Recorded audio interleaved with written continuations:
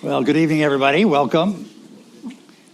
My name is Mike Froman. I'm president of the council, and it's a great pleasure to have you here tonight for one of our CFR CEO speaker series, and to have the CEO and co-founder of Anthropic, Dario Amodei, with us tonight.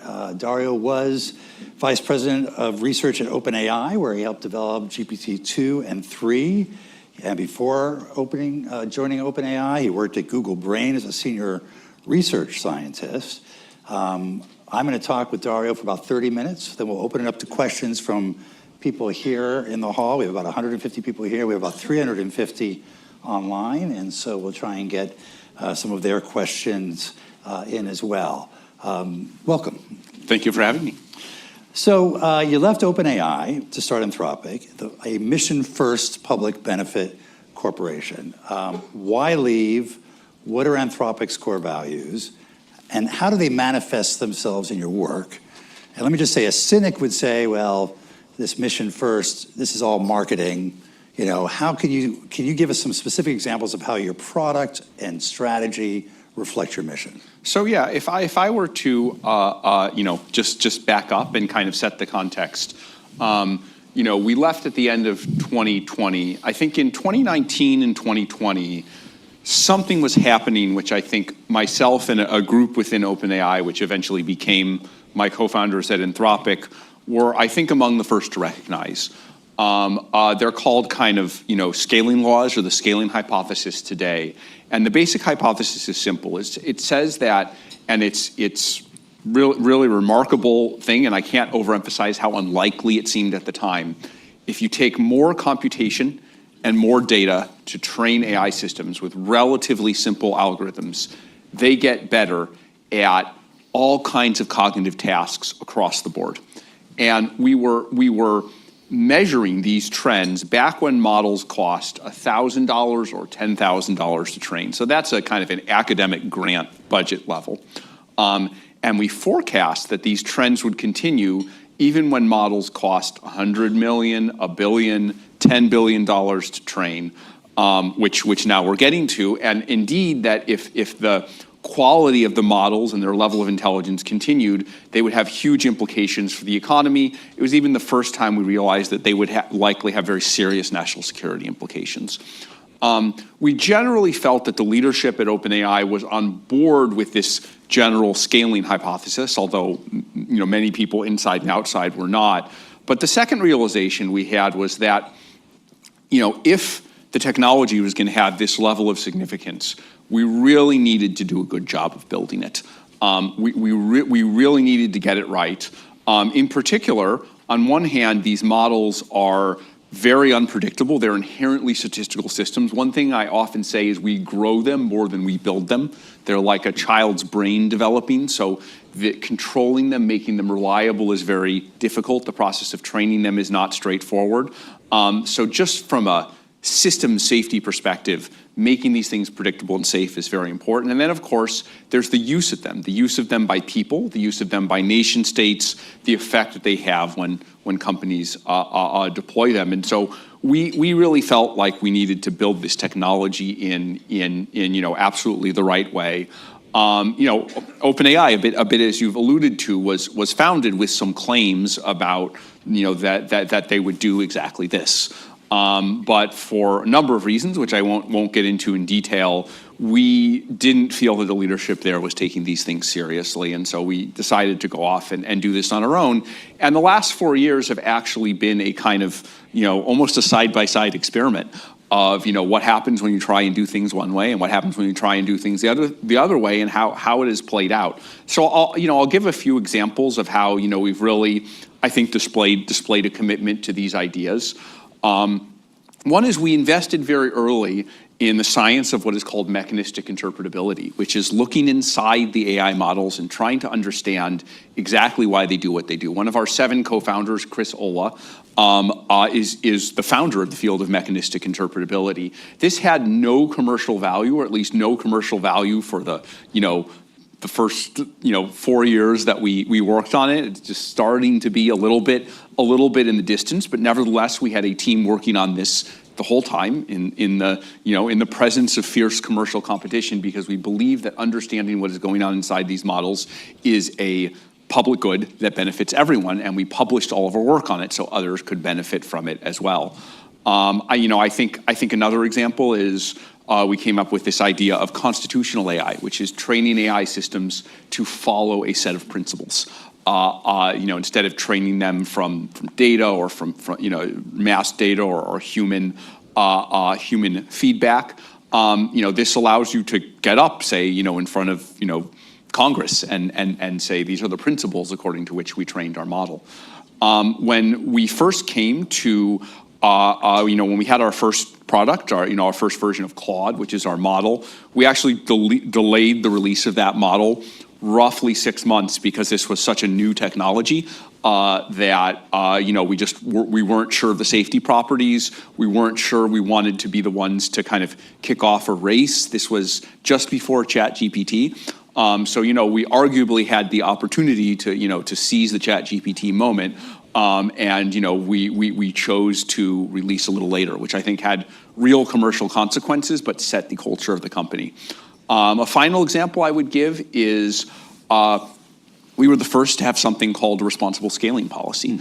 So what this does is it measures categories of risk of models as they scale, and we have to take increasingly strict security and deployment measures as we meet these points. And so we were the first one to release this, the first one to commit to it, and then within a few months of when we did, the other companies all followed suit. And so we were able to set an example for the ecosystem.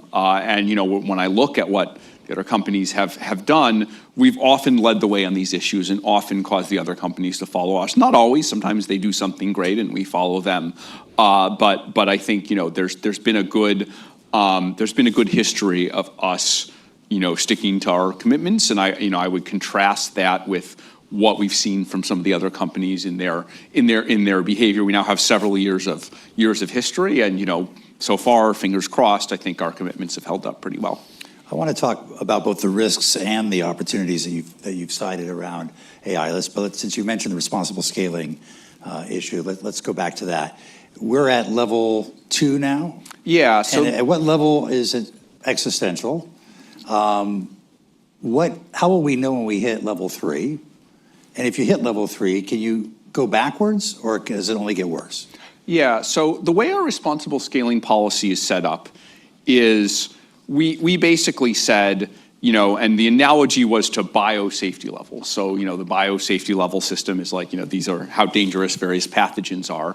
And so we said, let's have AI safety levels.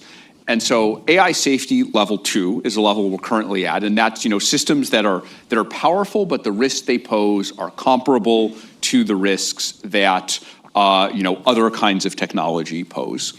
ASL 3, which actually I think our models are starting to approach. The last model we released, we said this model isn't ASL 3 yet, but it's getting there. ASL 3 is characterized. And we focus very much on the national security side, very kind of serious risks that are out of proportion to the risks that normal technologies have. So an ASL 3 model is designed as one that could allow you in the areas of, say, chemical, biological, or radiological weapons, could allow an unskilled person, simply by talking to the model and following its instructions, to do things that you would have to have, say, a PhD in virology to do today. So once that is possible, if those risks aren't mitigated, then that would enhance the number of people in the world who are able to do these highly destructive things from, say, in the 10,000s today to in the tens of millions once the models are available. And so when the models are capable of this, we have to put in mitigation so that the models are not willing to actually, provide this information, and security restrictions so that the models won't be stolen. And I think we're approaching that. We may actually hit that this year. And we believe we have a story for how to deploy those kinds of models safely by, removing their ability to do this very narrow range of dangerous tasks without compromising their commercial viability. So this is a fairly narrow set of tasks. As you say, you're just going to prevent the model from answering those questions. prevent the model from engaging in those kinds of tasks, which is, it's not straightforward, right? You can say, I'm taking a virology class at Stanford University. I'm working on my coursework. Like, can you tell me how to make this particular plasmid? And so the model has to be smart enough to not fall for that and say, hey, actually, that isn't the kind of thing you would sound ask. like a bioterrorist. I won't answer your question. You sound question. like you have bad intent. Yeah. But it's sort of limited to your own imagination, or our own imagination, as to what all the back acting could be. There are a lot of things that we may not anticipate beyond those four categories. Yeah, I mean, I think this is an issue that just as every time we release a new model, there are positive applications for it that people find that we weren't expecting. I expect there will also be negative applications. We always monitor the models for different use cases in order to discover this, so that we have a continuous process where we don't get taken by surprise. If we're worried that someone will do something evil with Model 6, hopefully some early signs of that can be seen in Model 5 and we monitor it. But this is a fundamental problem of the models. You don't really know what they're capable of. You don't truly know what they're capable of until they're deployed to 1 million people. You can test ahead of time. You can have your researchers bash against them. You can have, even the government. We collaborate with the government AISIs, test them. But the hard truth is that there's no way to be sure. They're not like code where you can do formal verification. What they can do is unpredictable. It's just like, if I think of you or me instead of the model, if I'm like the quality assurance engineer for me or you, can I give a guarantee that there's a particular kind of bad behavior you are logically not capable of, will never happen? People don't work that way. Let's talk about the opportunities, the upside opportunities. Absolutely. End of last year, you wrote an essay, Machines of Loving Grace, that talked about some of the upside, how one could achieve a decade's worth of progress in biology, for example, in a year, how the machines were going to be as smart as all the Nobel Prize winners, which probably depresses some of them. Tell us the upside. Tell us your best case scenario as to what AI is going to produce. Yeah, so I'd go back by starting with the exponential. If we go back to 2019, the models were barely able to give a coherent sentence or a coherent paragraph. People like me, of course, thought that was an amazing accomplishment that models were not capable of. And, we had these predictions that 5 years from now, the models are going to be generating billions of dollars of revenue. They're going to be helping us code. We can talk to them like they're human beings. They'll know as much as human beings do. And there were all these unprincipled objections of why that couldn't happen. The same exponential trends, the same arguments that predicted that, predict that if we go forward another 2 years, 3 years, maybe 4 years, we will get to all of this. We will get to models that are as intelligent as Nobel Prize winners across a whole bunch of fields. You won't just chat with them. They'll be able to do anything you can do on a computer. Basically, any remote work that humans do, any modality, being able to do tasks that take days, weeks, months. The kind of evocative phrase that I used for it in Machines of Loving Grace was, it's like having a country of geniuses in a data center, like a country of genius remote workers, which they can't do everything, right? There are restrictions in the physical world.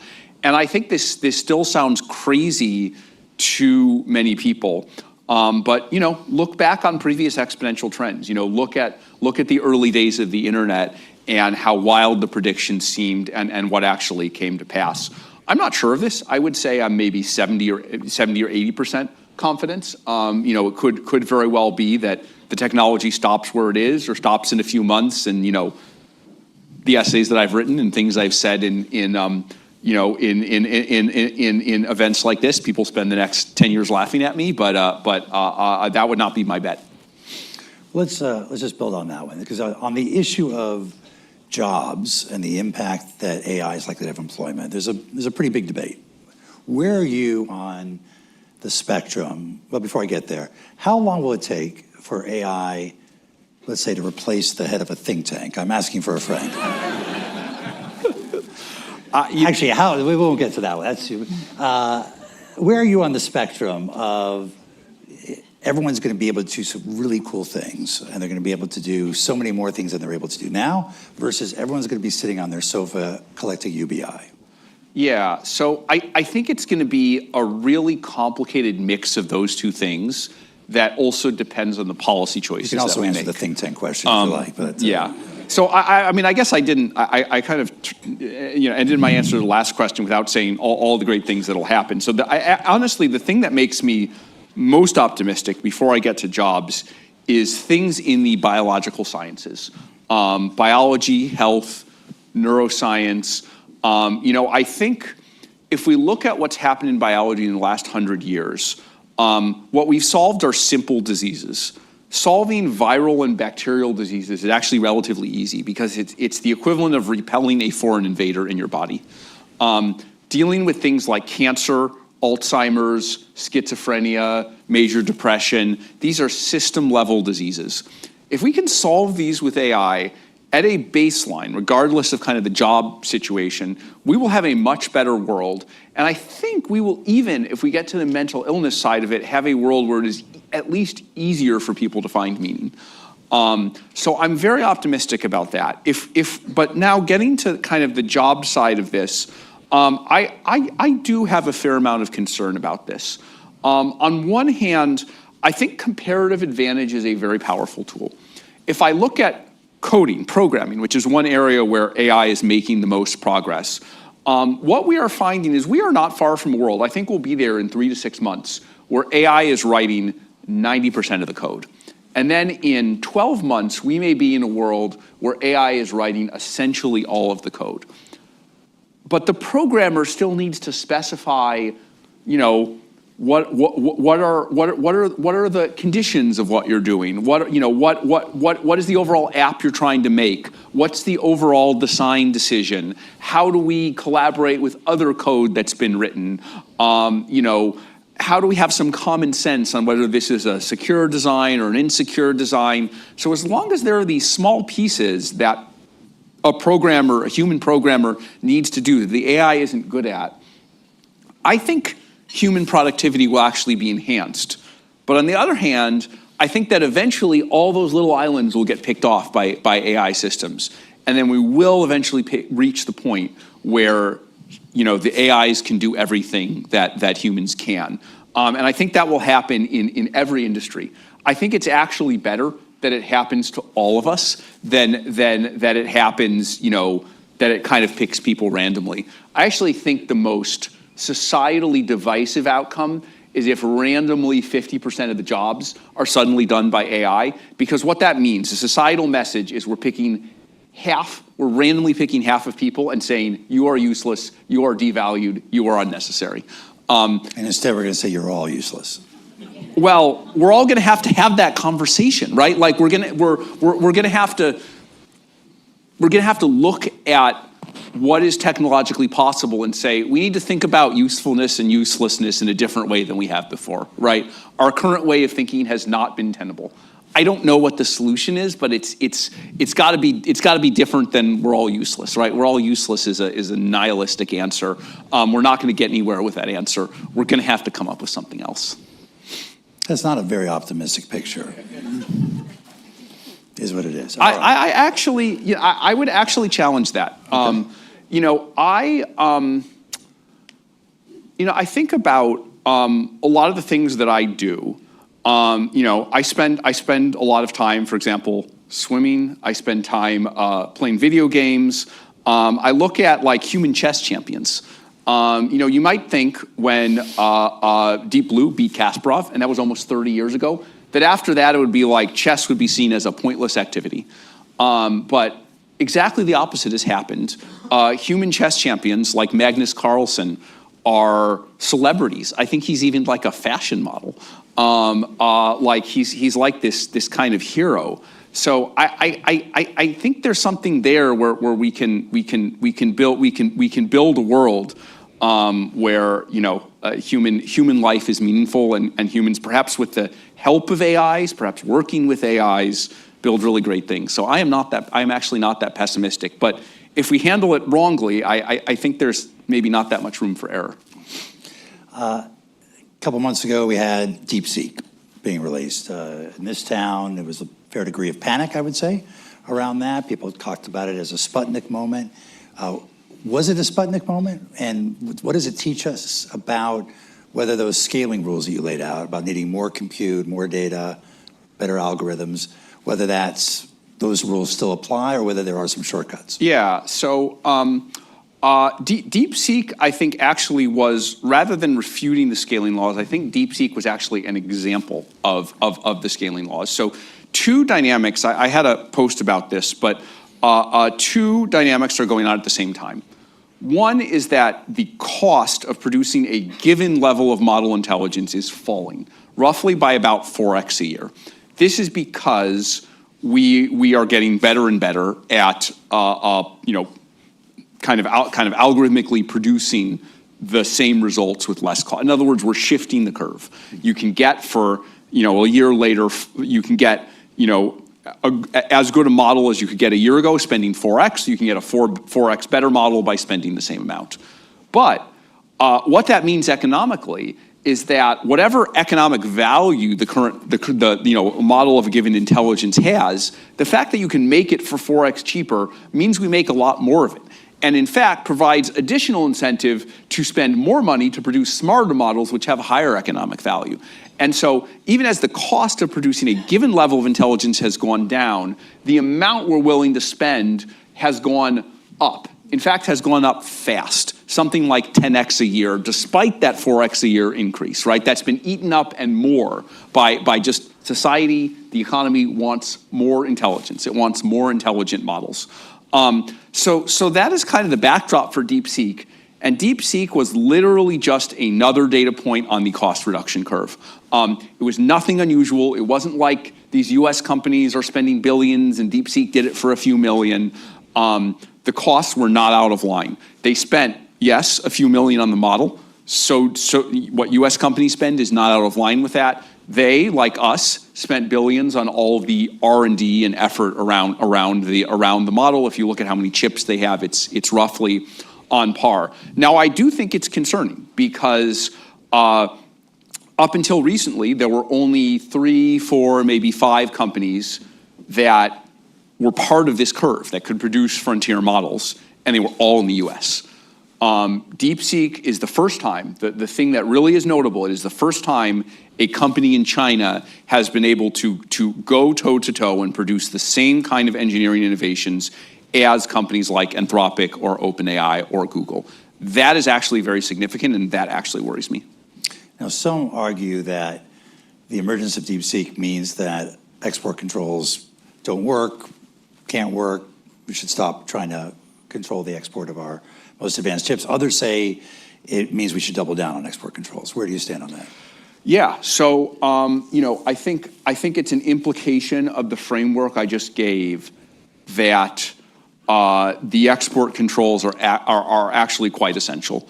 Because yes, there's this cost reduction curve, but at every point along the curve, no matter how much the curve is shifted, it is always the case that the more chips you spend, the more money you spend, the better model you get, right? If it's like, okay, before I could spend $1 billion and get a model that was okay, now I can spend $1 billion and get a model that's much better, and I can get an okay model for $10 million. That doesn't mean the export controls failed. That means stopping your adversaries from getting a $1 billion model just became a higher stakes thing because you can get a smarter model for $1 billion.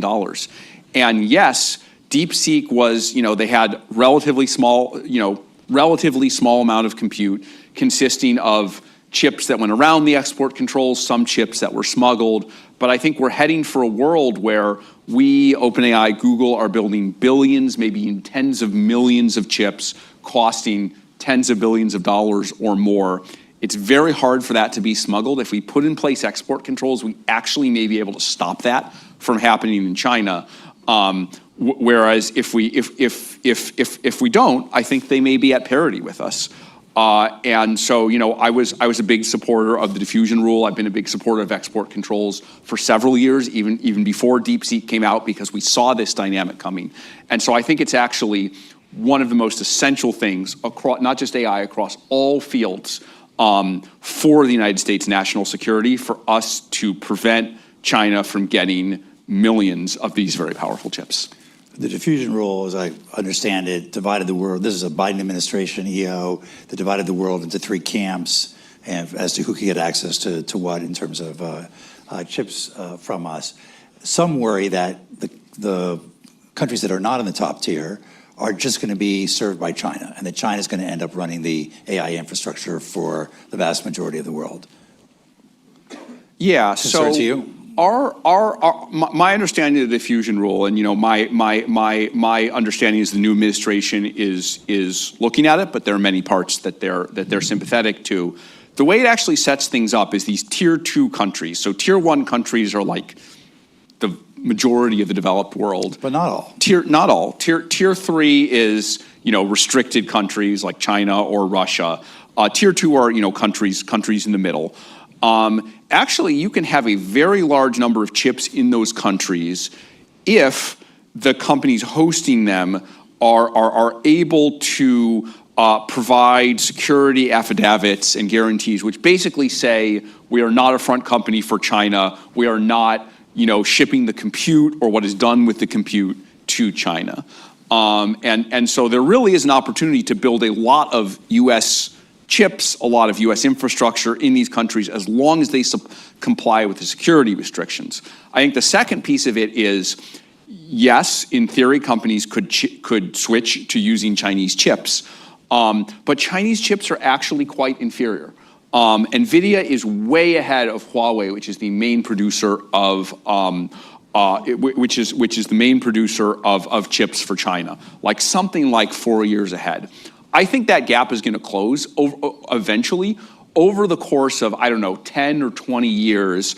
Probably the export controls may even have the impact of stimulating China, but the tech stack is so deep.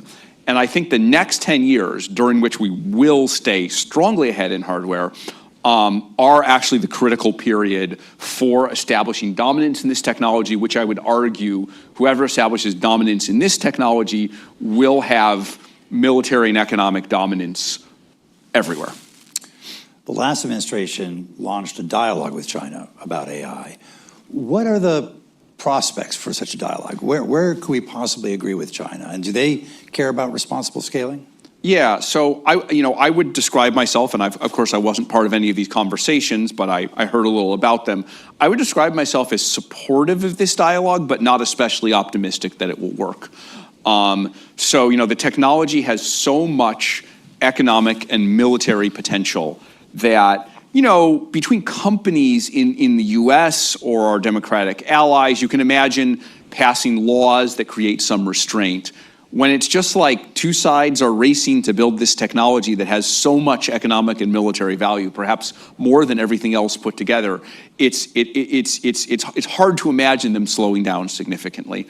I do think there are a few things. One is this risk of the AI models autonomously acting in ways that are not in line with human interests, right? If you have a country of geniuses in a data center, a natural question, how could you not ask this question? Well, what is their intent? What do they plan to do? You would certainly ask, well, is someone controlling them? Are they acting on someone's behalf? But you would also ask, well, what is their intent?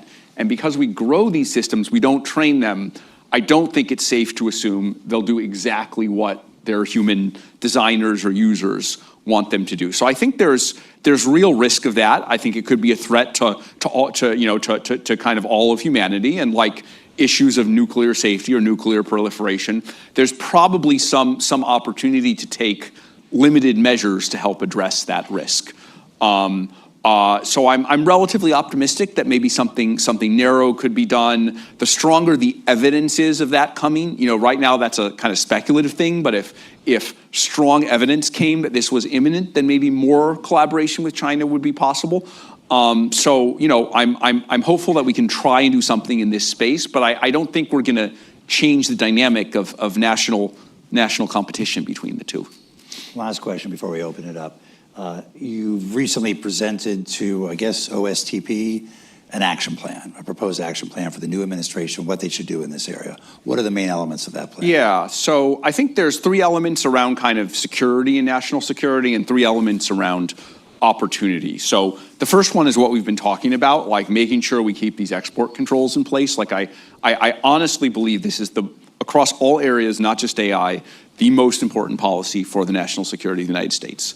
The second thing is something actually related to the responsible scaling plans, which is the U.S. government through the AISI has been basically testing models for national security risks, such as biological and nuclear risks. The institute is probably misnamed. You call it Safety Institute. It makes it sound like trust and safety, but it's really about measuring national security risks. And we don't have an opinion of exactly where that's done or what it's called, but I think some function that does that measurement seems very important. It's also important even for measuring the capabilities of our adversaries. Like, they can also measure DeepSeek's models to see what dangers they might present, particularly if those models are used in the US. Like, what are they capable of? What might they do that's dangerous? So that's number two. Number three on the risk side is something we haven't talked about, which is I am concerned about industrial espionage of the companies in the US, companies like Anthropic. China is known for large-scale industrial espionage. We're doing various things. There are things in our responsible scaling plan about like better and better security measures. But many of these algorithmic secrets, they're $100 million secrets that are a few lines of code. I'm sure that there are folks trying to steal them, and they may be succeeding. And so more help from the U.S. government in helping to defend our companies against this risk is very important. So those are the three on the security side. On the opportunity side, I think the main three there are, one is the potential for the technology. In the application layer, in things like healthcare, I think we have an extraordinary opportunity, as I said, to cure major diseases, major complex diseases that have been with us for hundreds or thousands of years and that we haven't been able to do anything about yet. I think that will happen one way or another, but regulatory policy really could affect, does it take 5 years for AI to help us produce all those cures and distribute to the world, or does it take 30 years? And that's a big difference for people who suffer from those diseases. Our view here is that the policies of today around healthcare, around FDA approval of drugs, may not be appropriate for the fast progress we're going to see, and we may want to clear away some blockers. The second is energy provision. If we're going to stay ahead of China in this technology and other authoritarian adversaries, we need to build data centers. And it's better if we build those data centers in the US or its allies than if we build them in countries that have divided loyalties where they could literally just abscond with a data center and say, oh, sorry, we're on China's side now. Some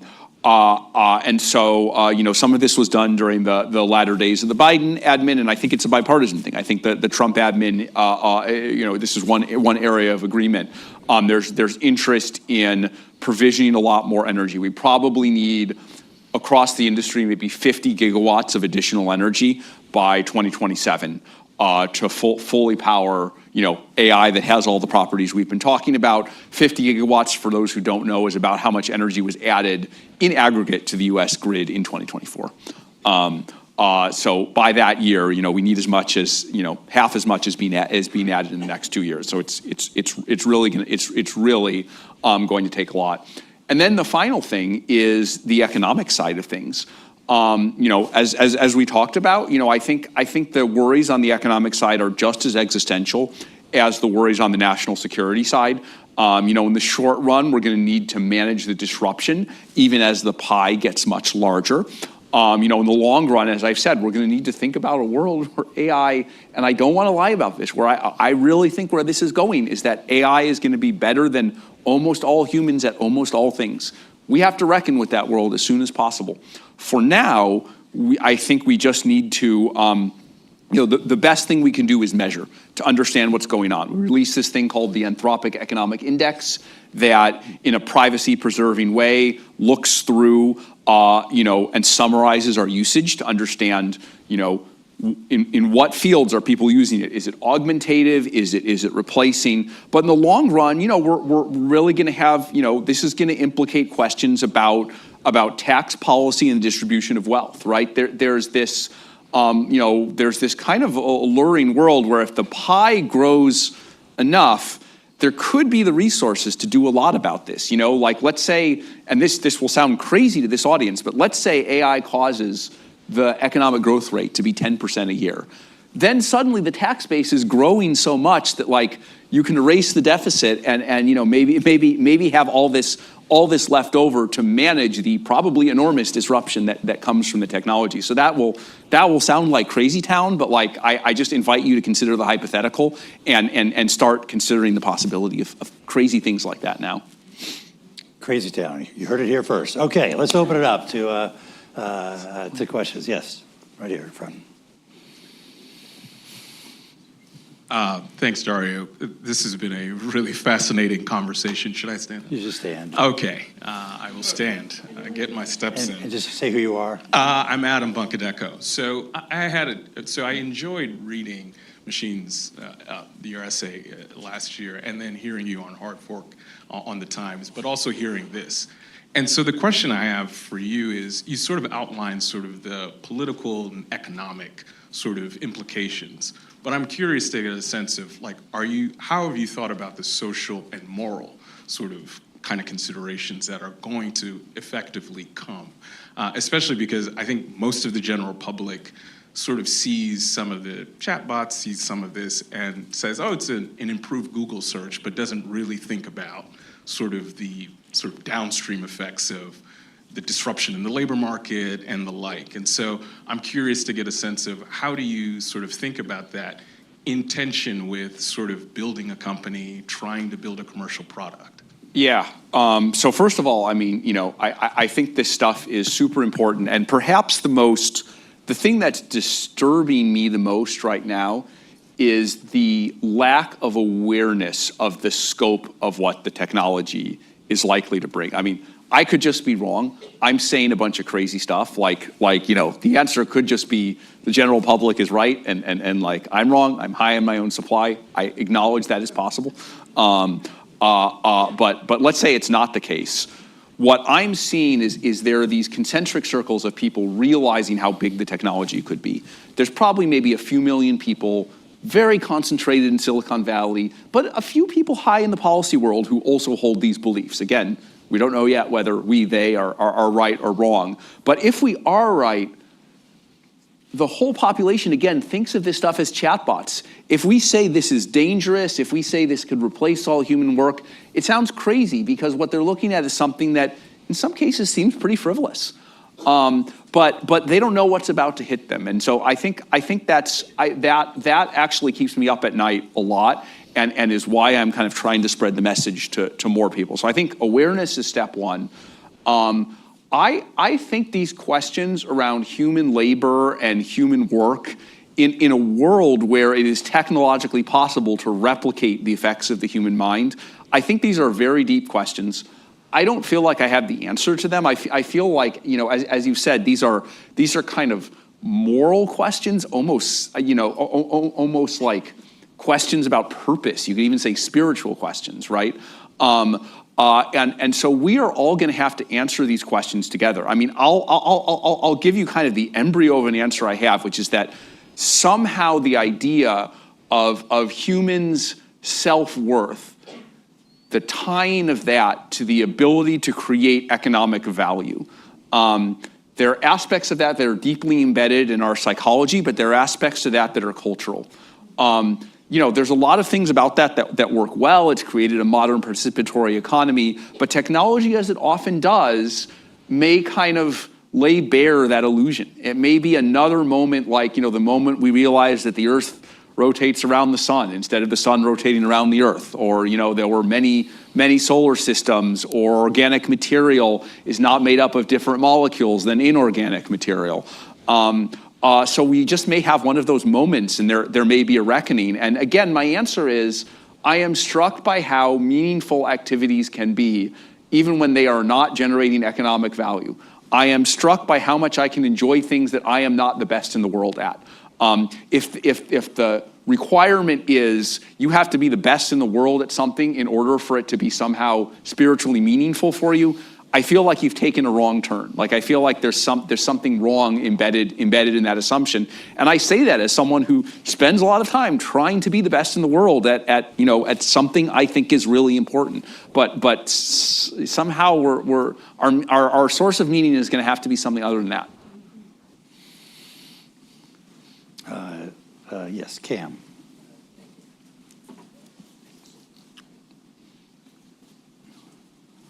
Thanks. Cam Carey at the Brookings Institution.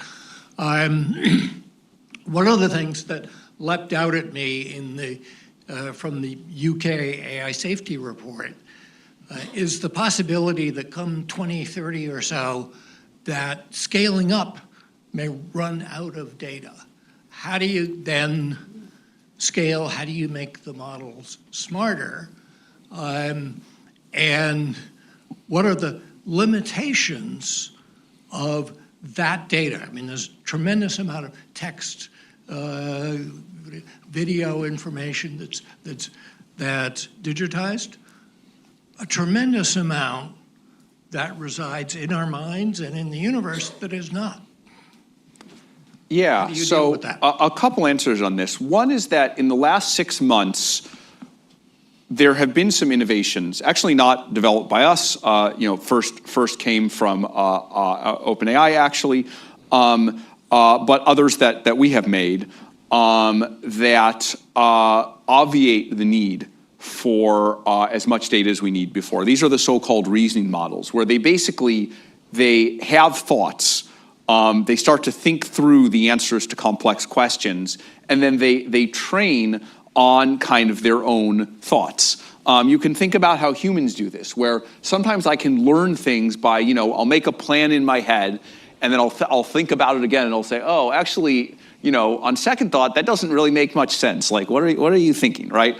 And then you kind of learn something from this. Of course, you also have to act in the world. You also have to act in the real world, but AIs have not been making use of that kind of cognition at all until recently. So far, that's mostly applied to tasks like math and computer programming. But my view, without being too specific, is that it's not going to be terribly difficult to extend that kind of thinking to a much wider range of tasks. The second point is, even if we do run out of data in 2030, if the exponential continues for even 2 or 3 more years, it may get us to a point where we're kind of already at the genius level, and that may be enough for a lot of these changes. And we may also be able to ask the models, hey, we have this problem.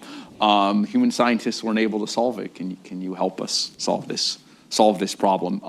I do still give a small likelihood that for whatever reason both of those things won't work out or aren't as they appear, and data could be one of the plausible things that could block us. I thought it was a very plausible blocker 1 or 2 years ago. I thought 1 or 2 years ago, if something would stop the show, this was in the top 3 of the list of things that would. But I think my potential skepticism here has been not completely refuted, but I think reasonably well refuted. What are the top 3 things that could stop the show? Actually, at this point, I think the number one thing that could stop it would be an interruption to the supply of GPUs. If for instance, the small disputed territory where all the GPUs produced had some military conflict, that would certainly do it. I think another thing would be if there's a large enough disruption to the stock market that messes with the capitalization of these companies, basically a kind of belief that the technology will not move forward, and that kind of creates a self-fulfilling prophecy where there's not enough capitalization. And third, I would say if I or we, the field, are kind of wrong about the promisingness of this new paradigm of kind of learning from your own data. If somehow it's not as broad as it seems, or just there's more to getting it right that we think there are some insights missing. We'll go to an online question. We'll take the next question from Esther Dyson. I recognize that name. Ms. Dyson, please unmute your line.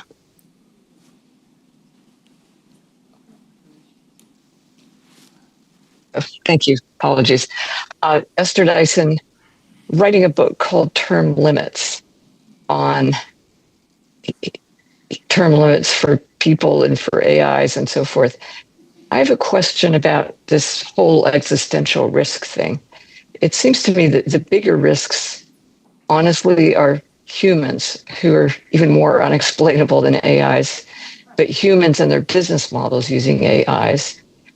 And then specifically, there's the famous paperclip problem, where you ask the AI to make paperclips and it does that to the exclusion of anything else.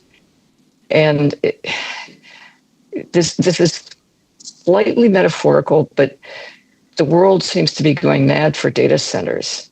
And it really is kind of draining resources from everything else to fund data centers, AI, data pools, whatever. And so in a sense, AI is creating a fitness function for society that is, I think, harming the value of humans, which is not just their intellectual capacity. That's the end of the question. Thank you. So, I would say just as there are many different benefits of AI, and every time we produce a new AI model, it has, a long list of 10 benefits that we anticipated, and then a bunch more that we didn't. Like, every time we release a new model, there's like new use cases, and customers were like, I didn't even think of doing that with an AI system. It is unfortunately also the case that, like, there is, we shouldn't say this risk is a distraction from that risk. It just unfortunately is the case that there are many different risks to the AI systems. And if we want to get through this, we somehow have to deal with them all. So I think it is a big risk that humans will misuse the AI systems. I think it is a big risk that the AI systems themselves, we may have difficulty controlling them. Again, to use the analogy of a country of geniuses in data center, we plop down a country of, 10 million geniuses in, some Antarctica or something. We're going to have multiple questions about what that will do to humanity. We're going to ask, well, who's, is some existing, does some existing country own them? Is it doing their bidding? And what will that do? Are the benefits, is the outcome of that beneficial? We'll say, are there individuals who could misuse it? And we'll say, what are the intentions of of that country of geniuses itself? And then to get at the question you asked near the end, like, are there kind of more distributed societal things? Like, I certainly believe that if, more and more of the world more and more of our energy is devoted to AI systems, like, it'll be great. They'll do things really efficiently, but like, also could that make some of our existing environmental problems worse? Like, I think that's a real risk. And then you can say, well, will the AIs be better at helping us to solve our environmental problems? So we spend a bunch of energy, and then the AI systems, we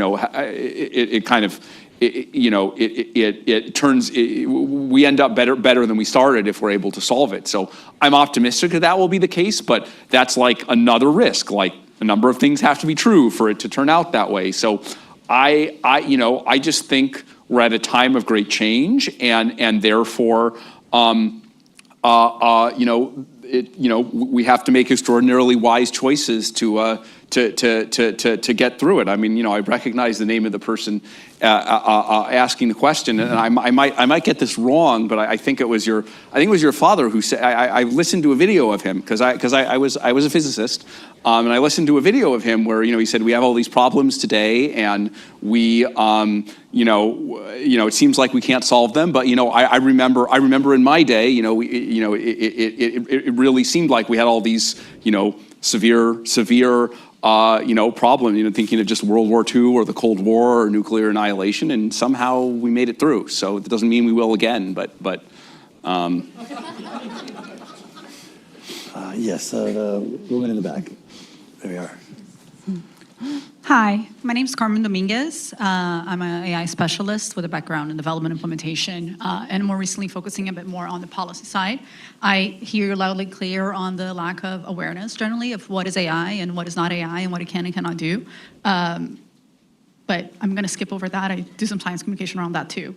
But my question today is around, a few months ago, you brought on Kyle Fish as an AI welfare researcher to look at, sentience or lack thereof of future AI models and whether they might deserve moral consideration and protections in the future.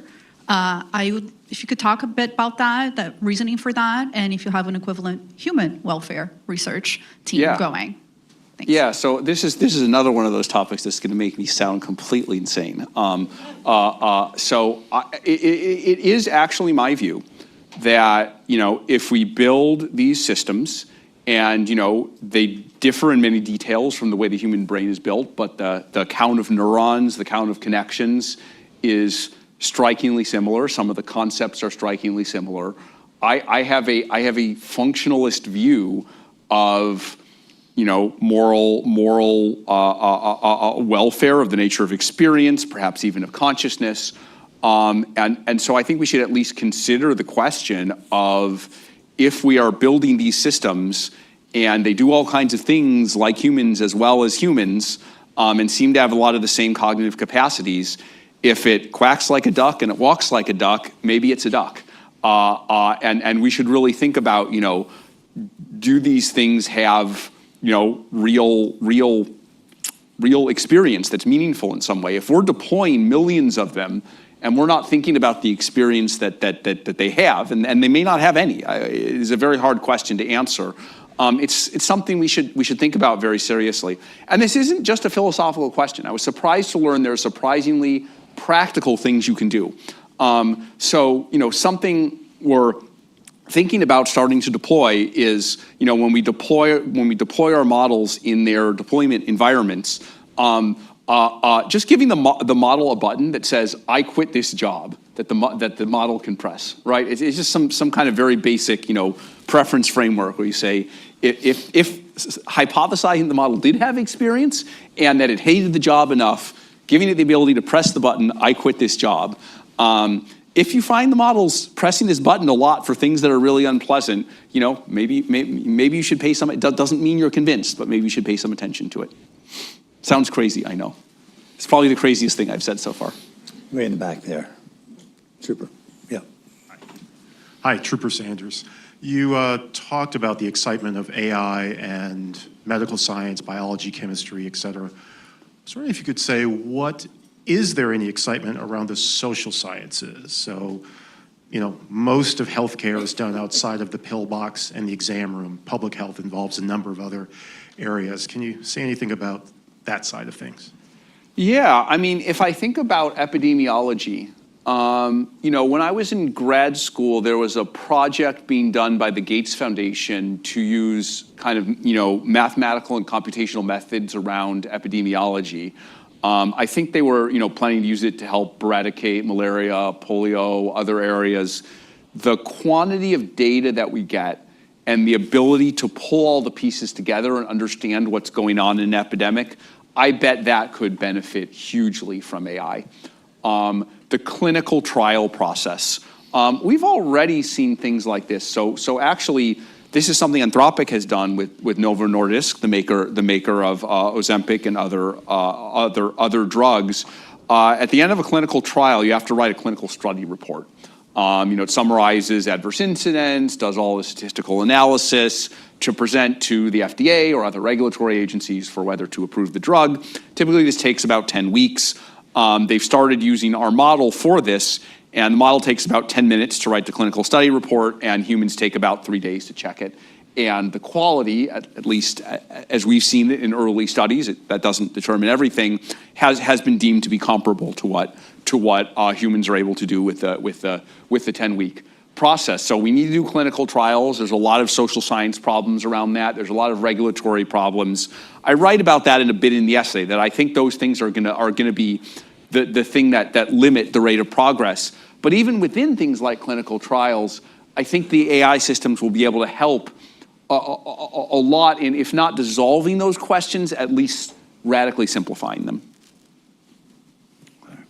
Yes, right here. Here's a microphone coming. I'm Louise Shelley. I'm an expert on illicit trade. from George Mason University. Next week, there is a global summit of the OECD on illicit trade. But what you've talked about is not what I expected to hear on this problem of smuggling of parts, and it's on no one's radar screen. What happens when you're talking about it because it's not reaching the community that is needing to protect this illicit trade? I didn't hear the last part of the question. So how come these issues aren't on the agenda of those people concerned about illicit trade? Yeah, I think my answer to that is it should be on the radar of those people. Again, I have a worldview here that not everyone shares, and I may be right or I may be wrong, but all I can say is if this worldview is correct, then we should be worrying a lot more about smuggling these GPUs than we're worried about smuggling guns or even drones or fentanyl or whatever. But if you were to smuggle 5 million of these to China, and to be clear, that's like $20 billion of value or something like that. That would drastically change the national security balance of the world. I think it's the most important thing.